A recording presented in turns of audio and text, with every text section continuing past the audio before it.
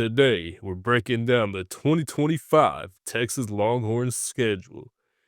The Texas Longhorns, fresh off their first college football playoff run in program history, they came up short against the eventual national champions, Buckeyes, in the semifinals last year. But now, Arch Manning is officially the starter. Quinn Ewers is gone, and Texas is entering year 2 in the SEC. Is this the year Arch makes every NIL sponsor in the state of Texas faint with joy? Or are we about to see him get baptized by Ohio State and Georgia's defensive lines? Let's break it all down with zero fluff and zero fake stats, because this year, Texas is either back or they're getting humbled.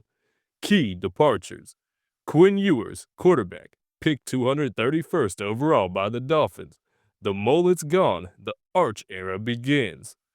Matthew Golden, wide receiver, Packers first-round pick, leaving a huge hole in the receiving core. Jaden Blue, running back, from one Texas team to another, he now plays for the Dallas Cowboys. Vernon Broughton, defensive line, the anchor of the defensive front, off to Sundays playing with the Saints now. Jahdae Barron, defensive back, big loss in the secondary, now is playing in Denver for the Broncos. In short, Arch has to lead this offense with mostly new weapons, and the defense lost some dudes who were absolute killers. But Sark in that recruiting class, still loaded. Arch Manning is the new face of Texas.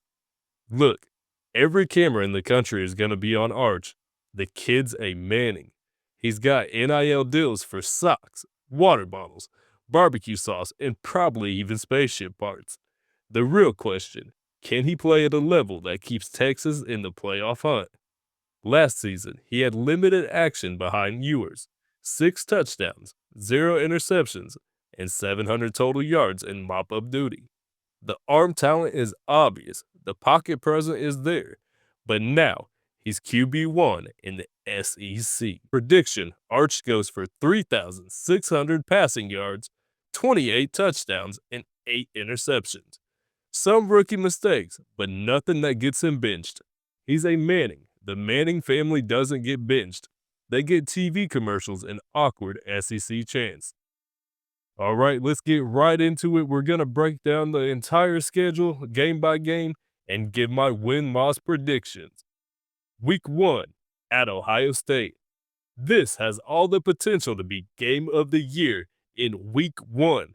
Rematch of the college football playoff semifinals and 2 brand new quarterbacks dueling it out.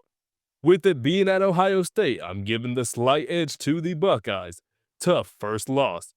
Week 2 versus San Jose State University. Well, this one won't even be close, honestly. Sark will have Manning and co. fired up after the Week 1 loss against the Buckeyes. I wouldn't be surprised at all if Texas drops 80 on him. Week 3 versus UTEP. Easy win for the Longhorns. Week 4 versus Sam Houston State. Another easy win for the Longhorns. Week 5 at Florida. This will be a very tough game.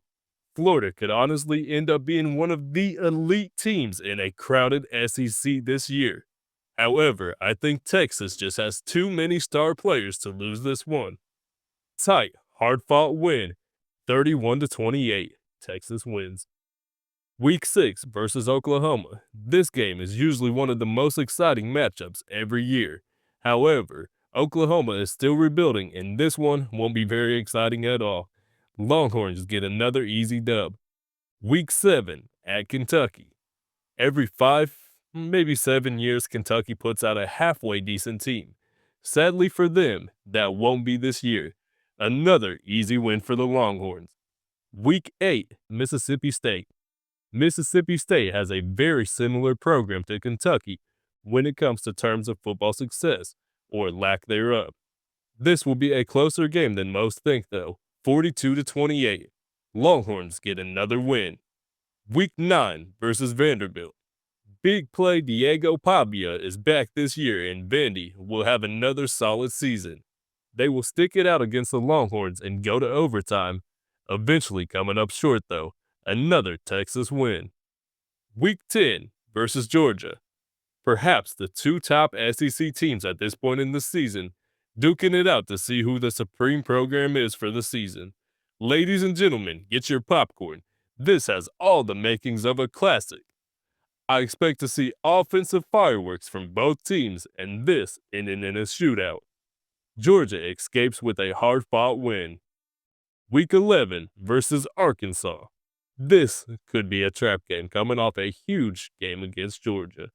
But Sark and Manning will make sure everyone is locked in and focused on Arkansas way before the game ever starts. Closer game than you would think, but Texas gets their 9th win of the season. Week 12 versus Texas A&M. This will be a huge game to end the season. It could have multiple implications, including SEC championship berths, college football playoff berths, and seeding changes. It should be a close game to the end, but Texas A&M always seems to lose these big games. Longhorns win on a late field goal.